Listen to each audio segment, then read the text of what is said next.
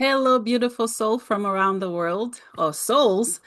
Joining me today is Zach. Zach, how are you doing? I am doing pretty good. How are you? I'm great. It's really hot where I am, so I'm melting, and part of me won't fall, part of me doesn't. How about you?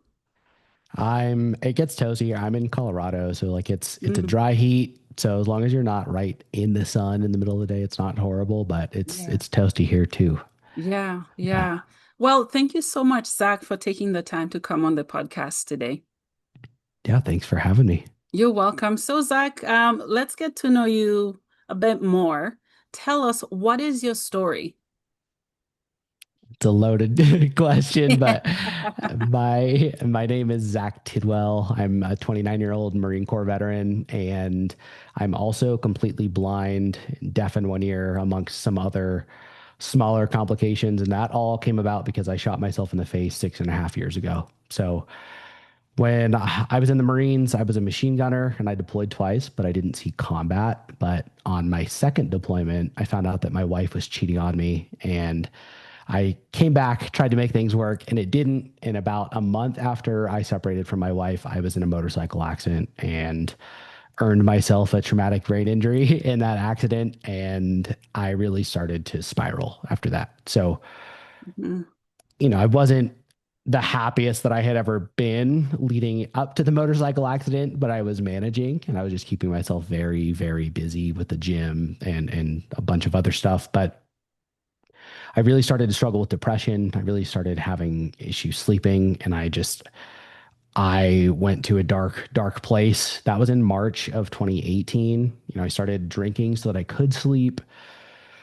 Wasn't speaking up because I was too proud. I thought that it was weak to speak up. And so that continued through August of 2018 is when I was honorably discharged. I came home, started going to college, kept drinking, kept not talking about it, and kept just stuffing things down because I thought that because I'd been able to just kind of grit my way through things in the Marines and in all of the other areas of my life up to that point, and that had served me so well that I could do that with my mental health. And by the time that March of 2019 rolled around, I didn't want to be here anymore. So on March 27th, I cleared my gun out and held it to my head for the first time.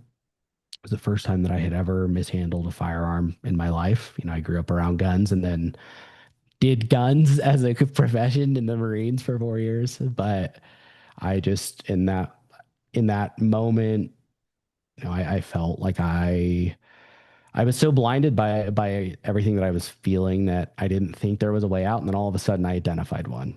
And Mhm. on March 30th, my parents came over to my house. I acted like nothing was wrong. On March 31st, I shot myself. And so shot myself in between the eyes. Like I said, it took all of my sight and hearing in one ear. I had to have my face reconstructed, and I had to relearn how to do literally everything from brushing my teeth and feeding myself. And even I had to relearn how to pee for whatever reason. I couldn't remember like Mhm. physically how to use the bathroom. Like it was wild. I was starting back from square one. But so that was March of 2019. In December of that year, I was snowboarding again in the Rocky Mountains. I was a big snowboarder when I could see.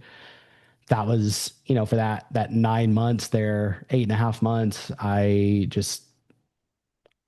had I was in the hospital for 51 days. Then I was at blind rehab for 2.5 months. And then shortly thereafter is when I went snowboarding. And that was like my first taste of independence again, because I'd been like, learning how to do things and how to, I guess it's the basics of being a blind man, using a computer with screen reading software and learning how to cook and learning how to use a cane. But Mhm. 2.5 months at a blind rehab facility, like you don't actually have a grasp on all those things. So I was still living with my parents at that time.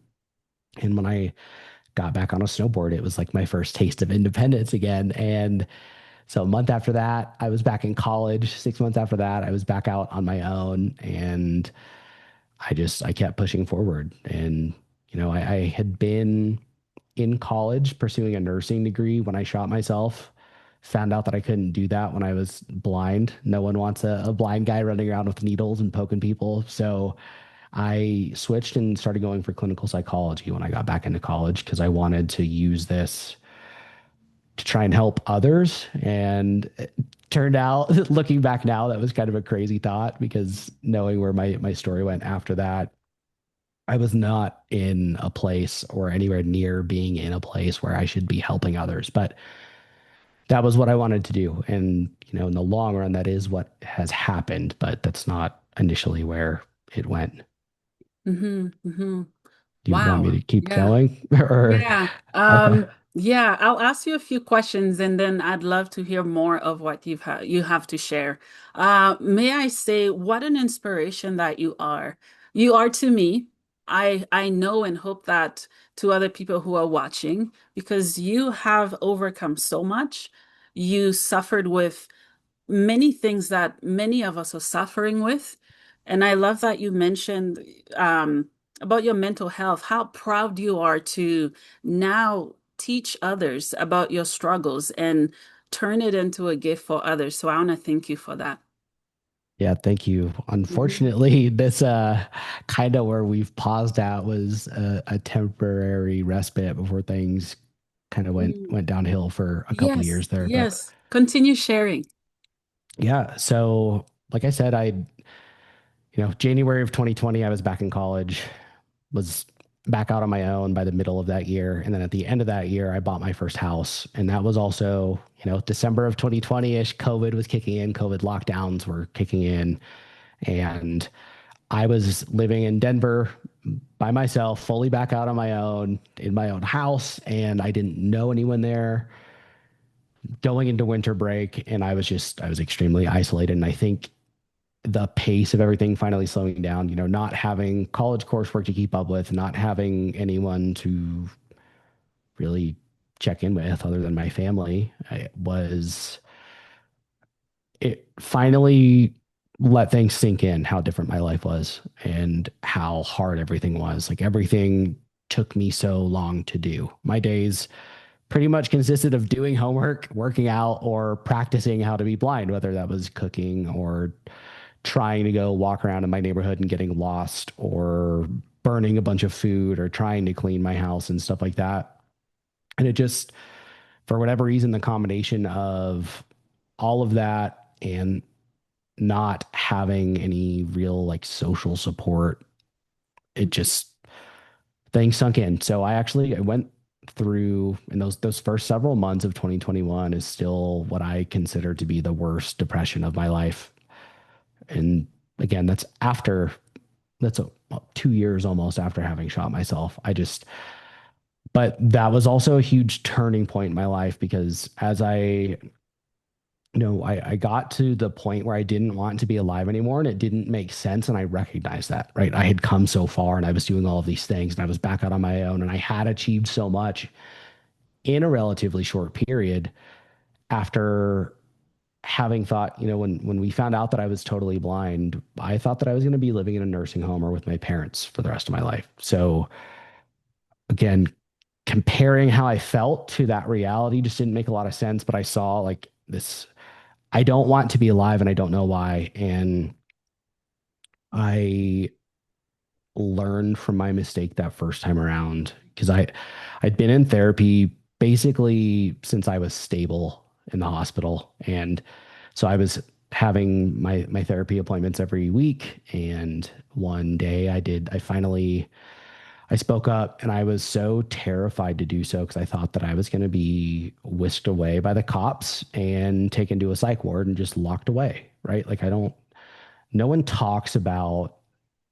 how a true like mental health crisis or that spiral when someone does speak up, how that's handled. And so I didn't know what would happen, but I knew if I didn't say anything that I was going to kill myself. Like I saw where I was headed. So I couldn't do that to my family again. And I spoke up and it took several months, but my therapist and I worked through it. We went from talking once a week to every day. And sometimes it was multiple times a day because it was that bad where I had to get minute to minute sometimes of just keeping my eye on the prize of this will get better. This will get better. This will get better. And I just, as I came out of that, it finally, months later, it showed to me that there was a way through these things. And because that was, if you think about it, that was my first time having ever actually dealt with it. You know, I didn't deal with my depression the first time around. I shot myself.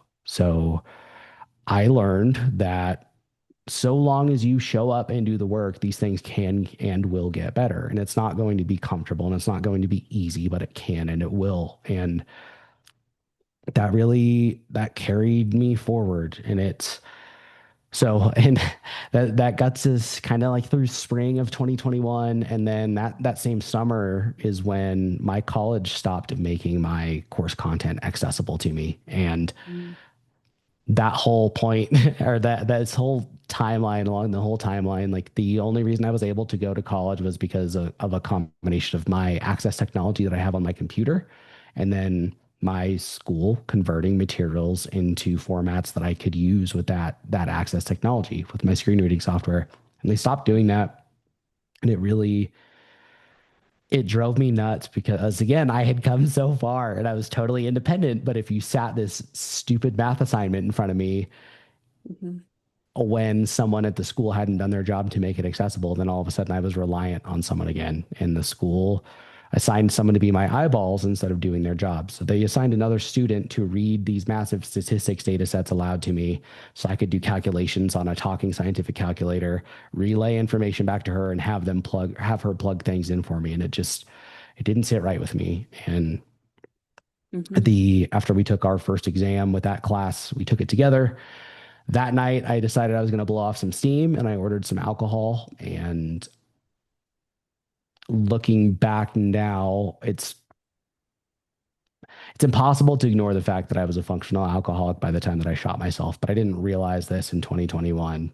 And so when I picked up the bottle again, it like reignited that addiction, and that kicked off 2.5 years of rampant alcoholism. But at the same time, so within a couple of weeks of picking up that bottle, I wound up self-admitting to the VA hospital because while I was drunk one night, I was suicidal. Obviously, I wasn't truly suicidal. It's because I was drunk, right? The depressant of that and the drunken state was skewing my grasp on the world. Like that wasn't truly being suicidal like I had been in the past. But when I came out of that, I also started researching, like, and when I came out of that, I mean the psych ward. When I Mhm. was released, I started researching where some of those accessibility issues were coming from. And when I found out that it came down to the code of each app or website that I was accessing on an individual basis, I decided to drop out of college and become part of the solution. So as my as I fell into alcoholism, I also started teaching or treating this process of teaching myself how to code as a full-time job. And as I was teaching myself, and this was all through reading articles online and trial and error, but I my drinking progressed. It got to the point where at its worst, I was drinking for 2 or 3 days straight, just being blackout drunk the whole time, taking 2 or 3 days off to recover and then doing it all over again. Again, still teaching myself how to code this whole time. I would until I was so drunk that I couldn't operate my fingers or that I would pass out somewhere, I would code. And but as it became more and more obvious as I got closer and closer to that 2 or 3 day binge state that it was a real problem. Eventually, people convinced me that I needed help. So I tried AA and then I tried outpatient rehab and I finally went to inpatient rehab. And while I was there, I got diagnosed with Huntington's disease, which is it's a genetic condition that I just luck of the draw that I got it from my mom, Mhm. but it is a degenerative neurological disorder that will eventually reduce me to a vegetative state before something else kills me, like pneumonia or, some other infection. And so when I got back from that rehab program, that added fuel to the fire with the drinking. And so it got worse and worse. But again, I'd been building software as I was teaching myself this whole time. And in July of 2023, my first piece of software came out. And, I had started my own company. I created this word puzzle game that looked and functioned normally for people without disabilities. Like you never would have known that there was anything special about it. But if anyone with a physical disability, whether that was someone who was, if you were legally blind, it could magnify or use high contrast colors, and it would do that automatically. If you were totally blind, a screen reader would be able to interact with everything on the screen. If you were totally blind and totally deaf, you could use it with Braille. There's these really cool electronic devices called electronic Braille displays. And so totally deaf and totally blind people could use my software. People with no arms or spinal cord injuries could use it with their voice. And it was as I finally, that came out on the 4th of July in 2023. I started getting these really sweet messages from people. And it was mostly other people with disabilities. And they were reaching out and just is these very heartfelt messages of like thanking me for making something that, hey, I can use this, I can play this with my wife, or I'm able to play this with my friends, or it's just nice to have some normalcy in my day. I've been adjusting to my disability and like having something to escape to that is not, I don't have to jump through hoops to use, has had, X and Y impacts on my life. And it kind of validated things for me. Like I found a purpose again. I really struggled after I got out of the Marines, specifically after I shot myself because I was no longer a Marine. I couldn't be a nurse. And once I was blind and I'd lost my independence, I didn't feel like a man. And so I really floundered. And that was part of what was fueling that drinking problem. Like any addiction like that is usually someone running from something or stuffing something down and avoiding actually dealing with whatever uncomfortable things were going on in their lives. And that's definitely what was going on with me. And so I felt like I had my purpose and my identity, and these emails kept rolling in, and I started making progress on my drinking. So I strung together like a month of sobriety, where again, before making it 2 or 3 days, it was a long time for me. So I started making progress, and then I fell off the wagon, and then I got 2.5 months of sobriety, and then I fell off the wagon.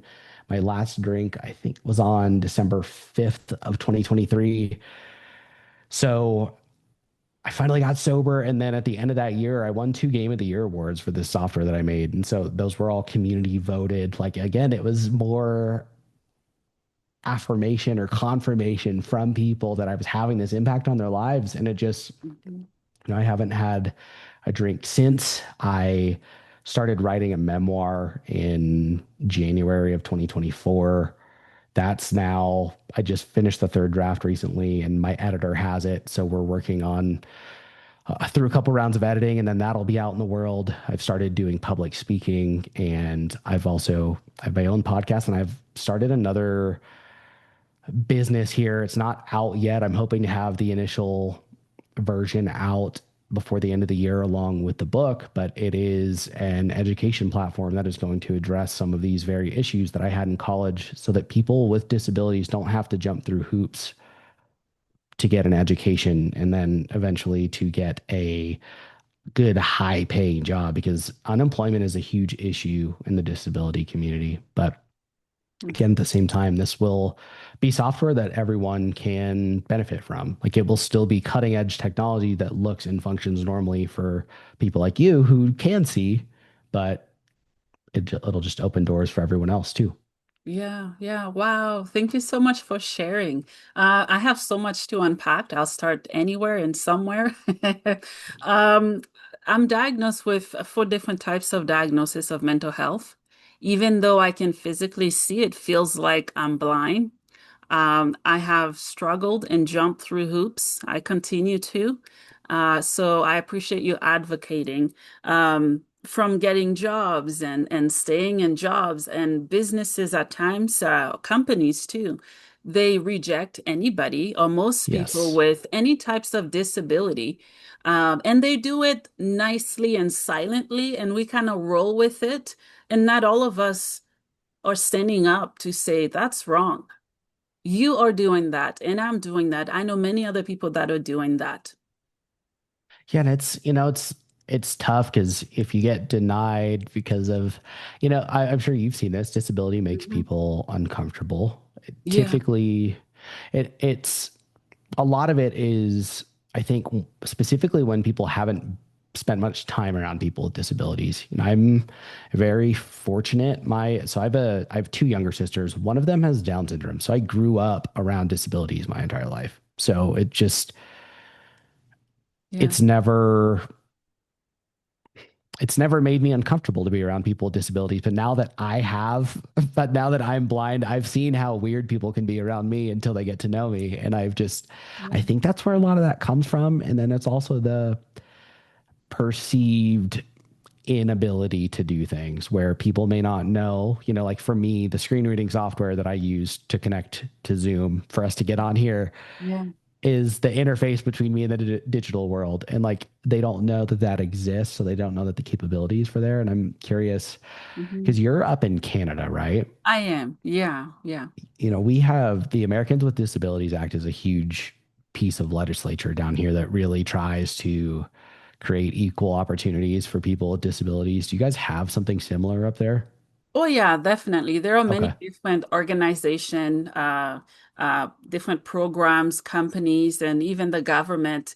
Um, they do try the best that they can to give those of us with disabilities a voice and a place in society where we can coexist and not be treated differently.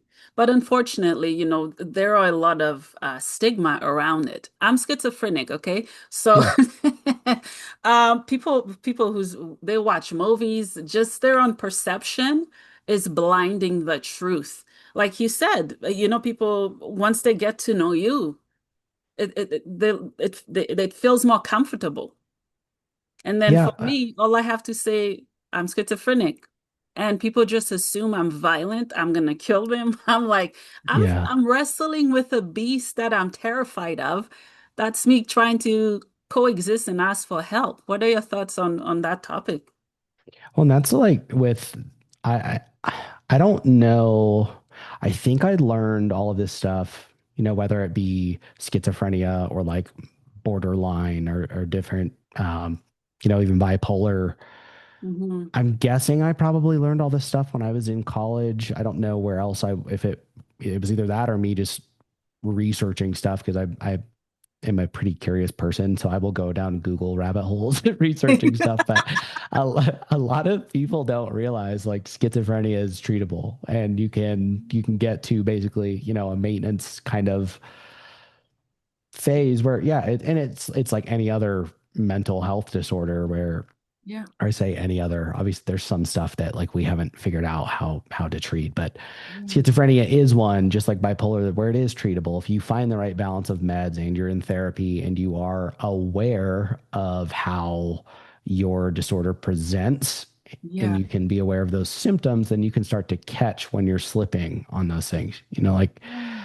that's I I don't throw around diagnoses a lot. I feel like Mm. because I think it's become this thing in society where people do it as it's like a badge that they can wear. It's like they want to be special. I feel like That's what I I don't. was thinking. And you said Yeah, it, a badge.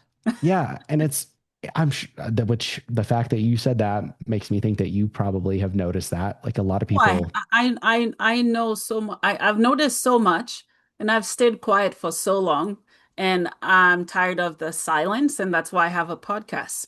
yeah, yeah, but that stuff drives me nuts. And like so, where I was outside of it driving me nuts and that being my soapbox to get on, I was where I was going with that is like I've had traumatic brain injuries and I have major depressive disorder as a result. Those are two, they're entwined there, but obviously I know what my depression presents like. And I know I've learned over these past 6.5 years how to cope with it. But I also know, with the brain injuries, I can be impulsive. I can be very impulsive and irrational on things and get stuck on things and also be like snappy. And it's just, again, I'm aware of that. And because I know that these are things like I can compensate. And that's where another thing, like with you, obviously, you have it. And I think if people, that you have schizophrenia, I think if Yeah. people know that it is treatable, Mhm. like outside of the medication basis, like I said, the other side of that is you being fully aware of it. But and I'm curious to hear what you think on this too. I feel like with the almost like throwing your list of diagnoses out to the world that people seem to be doing for whatever reason, people also I've noticed tend to, when it is people who do that, they tend to use them as an excuse for behaviors, right? It Yeah. would be like if you didn't have a productive life, you blaming it on your schizophrenia instead of, it's like, no, the correct thing there is to know that you have it and how to compensate for it. Yeah, yeah, you're going somewhere there. I love it.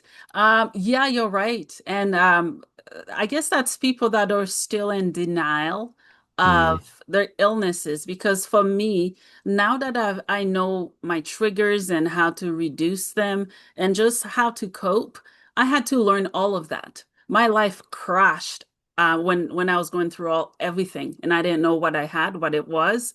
There are people who do that. And the people who do that, yeah, they do look for the wrong type of attention, and they make it harder for us who are actually authentic to our truth and story, and those of us who want to make an impact and change in the world. And again, I think how we can help those people is by teaching them that, hey, you don't have to go that route. Yeah, and it's, these conversations I think are like the most,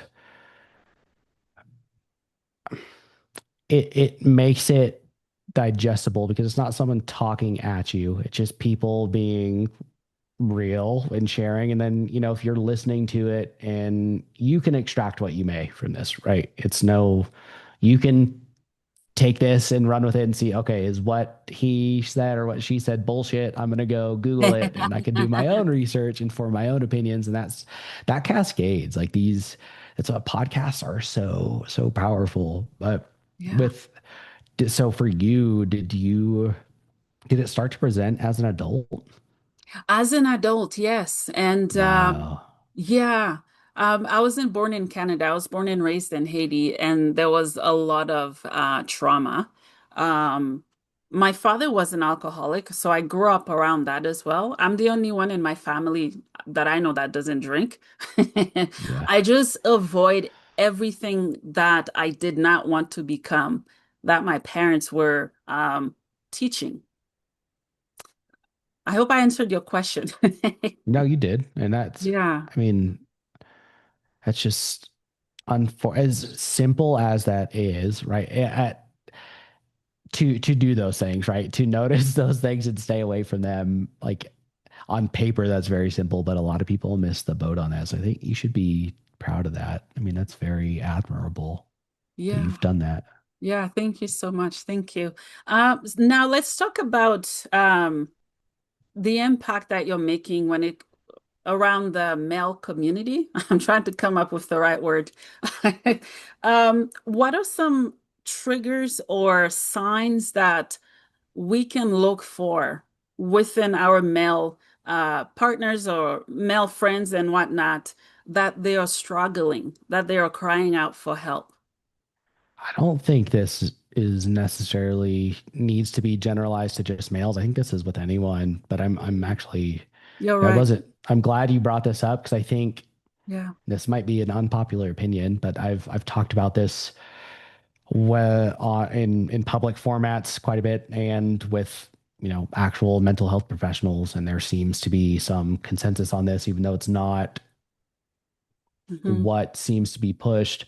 I think the signs that we're all told about, these overt warning signs where it's very obvious, someone's ZACH's talking about, oh, the world would be better off without him, or ZACH's making obscure Facebook posts, or Bernadette is giving away all of her things, and whatever. You can go down the list of these almost like these signs that you couldn't ignore if they were happening. I don't think that's the reality of how this stuff presents. I hid my depression until the very moment that I pulled the trigger. I literally, like I said, on March 27th is when I held my gun to my head and decided I was going to kill myself. March 30th, when my parents were at my house in my room where I had just held my gun to my head a couple of days beforehand, I didn't say anything. And then on March 31st, I talked to my roommate. So I was recording a suicide video. He came home early from work. So I went out and talked to him, acted like nothing was wrong, and then went back in my room and shot myself. Like I hid that until the very end. And so I think I think there's two different populations when it comes to this. I think there is that group that shows those more obvious warning signs, like the telltale, those signs that are everyone can kind of agree are cries for help. And I think that population is a population who thinks that they want to die, right? They are, and this is not, I'm not saying that they don't need or deserve the same level of help. I just think it's a different situation, right? These people still need help, but they are indirectly asking for help. They just don't know how to directly ask for help. And then you have the other population who goes through with it and does hide it a lot. And I think this is why people, Mhm. it's pretty common for people to be blindsided by a suicide. And it's because these people like will go down a path like I did, where you hide it until the very last second because you don't want to be stopped. Again, both groups need the same amount of help. They present differently. And so it's in that latter group, the group that is hiding it, the warning signs are more so like you have to be familiar with someone, right? And you have to have an eye on your or keep an eye on your people. And if you notice, it's changes in baselines of behavior where yes, the withdrawal, the apathy, like that we talk about, but people becoming very agitated and starting to do things that aren't normal for them. All right. Like Bernadette, I noticed you've been kind of flaking on our plans a lot. And I've noticed you've Mhm. been drinking a lot. It's not like you, I know your dad drinks, like Yeah. you've never been a drinker. I'm worried about you. Are you planning to kill yourself?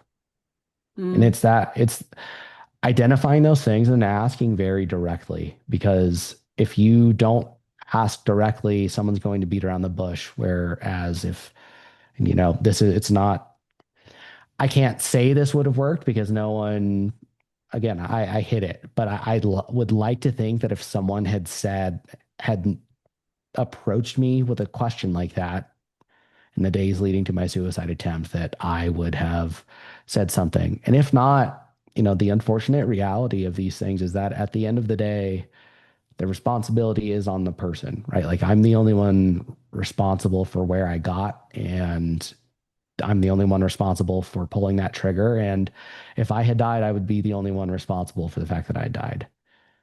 Mm. That's a horrible part of all this, is like at the end of the day, you can do all the right things as the person on the sideline. You still may not, if someone doesn't speak up, if you don't actually know for a fact that they're struggling and they don't want to help, like you can't help them. Mm. And that's Yeah. just, you know, I Mhm. don't know. That's a tough one. That's why I try and harp on the other side of this is if you are the person who's hearing this right now, because you've released 400 something episodes of this show, Mhm. I would imagine there's a sizable audience. Someone at this point, someone's listening to this right now and being like, holy shit, that's me. Oh If yeah. Yeah. you have to speak up, because again, if no one knows that you're struggling, no one can help you. But like I said earlier, if you are willing to show up and do the work, if you are willing to speak up and let someone help you and then show up and do that work, it can and will get better. You just, again, that's that first step. The first step has to come from that person who is struggling. Mm. Yeah. Yeah. Yeah. I definitely agree. Thank you so much for answering. I love your fresh perspective and ideas, and it's a different lens for me because I'm not in your shoes, but yet I can relate. So I appreciate you sharing. Yeah. Thanks. Yeah, yeah. So let's touch more when it comes to suicide. I know whenever anyone hears that word from somebody, it's like an emergency, which it is. Yes. But I think we need to allow people to say, "This is how I'm feeling, but I don't have any plan on doing it. I need help." For me, in my experience, I've dealt with suicidal ideation and thoughts, and I've attempted. I don't really share it as much as sharing mental health stuff because I feel disgusted and shameful of me even having that thought. It's selfish. But the minute I did bring it up to physicians, I was locked up. Right? When really I didn't want to get locked up. I wanted to be honest. I wanted to get help from an authentic, loving, caring place. What are your thoughts on that? Gosh, well, I mean, that kind of flies in the face of what I said, your experience, as opposed to the experience that I talked about. And, I told you in early 2021, like when I was struggling that badly, like I was terrified that I was going to get locked up. But when I spoke up and did tell my therapist I didn't get locked up and she was just there to help me. And I agree. Like if someone says that, right? Like obviously if they're telling you that, they are directly asking you for help. That's a good sign. We can't, yes, that it is an emergency in the sense that like they need help, but like, yes, you can't punish someone for that. They are trying to do the right thing and get help. I don't know. I mean, when you say you were locked up, like, did they institutionalize you? Oh yeah, yeah. It was in the Wow. psych ward. Yeah. Um, I don't know what other places are like, but here, if someone's suicidal, obviously they put them in watched, and then they can do that for 30 days, from my understanding. 30 Yeah. days where you have no right, you're not a human, and you're government property. That's how I felt. Yeah, we have something similar here. I don't remember what it's called, and I should probably look it up when we're done on here so that I can, actually speak to this if that ever comes up again. But Mhm. we have something here where you can put someone if they are actively a risk to themselves or others, they can be put on a mental health hold like that. Again, I can't remember what it's called, but it's I didn't experienced that when I spoke up in 2021. I think that was because my therapist knew me and I was telling her specifically, but like, yes, I was coming clean, but like, and I'm telling you because I want to work on it. And maybe I just got lucky with it being her and her knowing me that well. I don't know. Cause later that year when I started drinking again and I said that I self-admitted to the VA, like I did get put in the psych ward that night, but that was willing. So I don't know. That might just be different medical systems, I guess. But again, I know we have something along those lines here. I just can't Yeah, remember the exact yeah. details. Yeah, yeah. Here, whether you're willing to or not, you're forced to. And I get where they're coming from. They want to protect people and help them. So I get the other side of it. Yeah, Yeah. yeah. And you talked about COVID. That was a very hard time for everybody. The worst I've lived in in this lifetime. It was very hard. Can you speak in general how COVID symptoms or COVID is still impacting people today? Like the aftermath of it. There is a comedian, I can't remember who, but he has this joke that says, I think it might have been Joe Rogan actually. If not, it was someone that was on his show.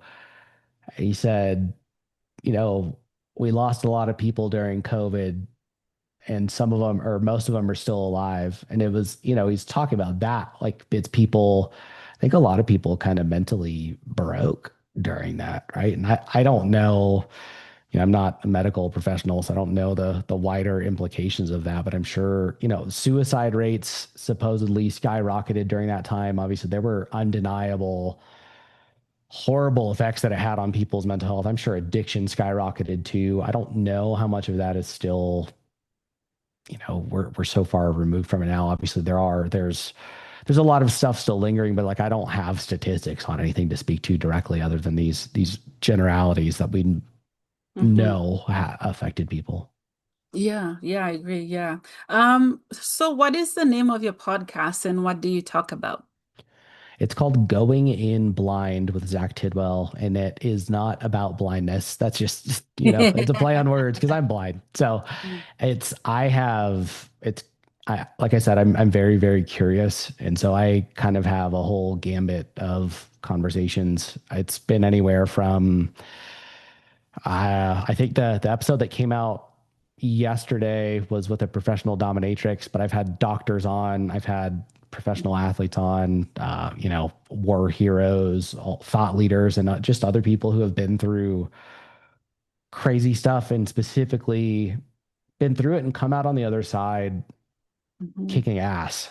Like that is, I'm there's something to that. And again, it's that same idea of exploring those through conversations and letting people lay their ideas out and sometimes get pushed back and then explain their ideas better, where I think people can really, I think that's where a lot of learning comes from, and just human nature wise, actually putting it out there for people to listen and process and have their own takeaways from it. Right. So it's conversational. I would say the episodes are starting to average around like hour 15, hour and a half. They're long. But I've been doing it since December. So been I'm a lot newer to it than you are, but I released 5 episodes a month, and it's kind of everywhere that you can find podcasts.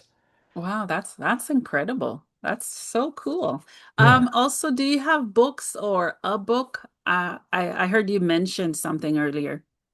Yeah. So my book is currently in the hands of my editor. So we've got 3 rounds of editing to get through, and then it will be out in the world. I'm hoping right around the end of the year. Again, I'm not positive that that's going to be the timeline, but the best way to keep up with all that stuff is to either listen to my podcast or go to my website at ZACH TIDWELL.com. And I have a mailing list there. It's not a spam list, it's literally just for announcements about the book. Yeah. And that'll be kind of the big the big point for me to push information out to the world about it when it does come out, because I will be screaming it from the rooftops. So, Wow, that's yeah. awesome. So Zach, if you could teach every single human on this globe some of the lessons that you've learned from your entire life and story, what would it be?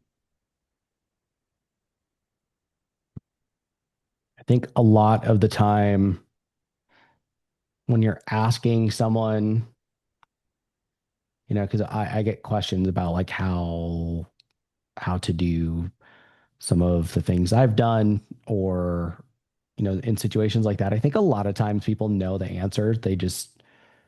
They want to hear that it's easier than they think it is. And so when you're in that position, I think, there's no shortcuts. You know what you need to do. So go do it. It's going to suck, whatever it is. It's going to, if you have that question about a difficult task, like it's not going to be easy, but it is worth that. It is worth pursuing it and putting in the effort and taking a crack at it. Also, gosh, I think the biggest things around mental health that aren't talked about enough is your diet and exercise is a huge part of that. Even when I'm struggling, I will continue to be religious about my exercise and diet, and that goes a long way.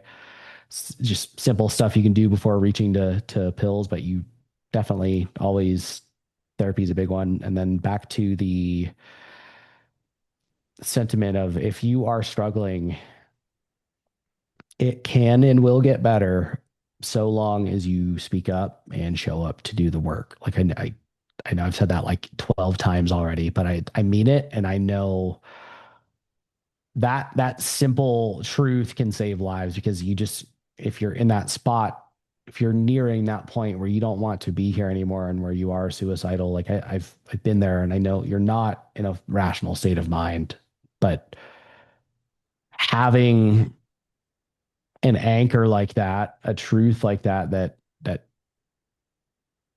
it is undeniable. Like you can get through this, and it will get better. And again, it's not going to be comfortable, and it's not going to be easy, and it's not going to be fast, but it ties back into that. It is worth it. It is worth the work of getting there is worth it. It is worth coming out on the other side. You will be better for it. You will have a better appreciation for life, and you deserve to get back to that happy place and be you and the best you. So whether it's, if you don't have a medical professional to speak up to, talk to someone who you trust and tell them what you're struggling with, tell them where you're at, tell them you need help, ask them for help. And if you're in the United States, that could be also be the crisis line at 988. I've called that number once before. It's an asset. There's so many people in the world that want to help you. They just have to know that you need it. Mm. That's very true. Very, very true. Yeah, thank you for sharing. Is there anything that we didn't touch on that you'd like to share with me and my audience? I think we've hit it all. Again, go check out the podcast or join my mailing list at zachtidwell.com. And I've got big things coming down the pipeline. So I would love to be able to keep you in the loop. Amazing. So where can people find you, Zach? Still the podcast is going in blind. That's Zach Tidwell. And my website is zachtidwell.com. And if you Google me, you'll find me. I'm on a, the accessible social media sites. So I'm on LinkedIn and Facebook and Twitter and stuff like that and Instagram. But Mhm. um, you'll find me if you Google me. Awesome. Well, Zach, thank you so much for your time. Thank you for coming on the podcast today. I wish you the best with everything. Yeah, thanks for having me. You're welcome.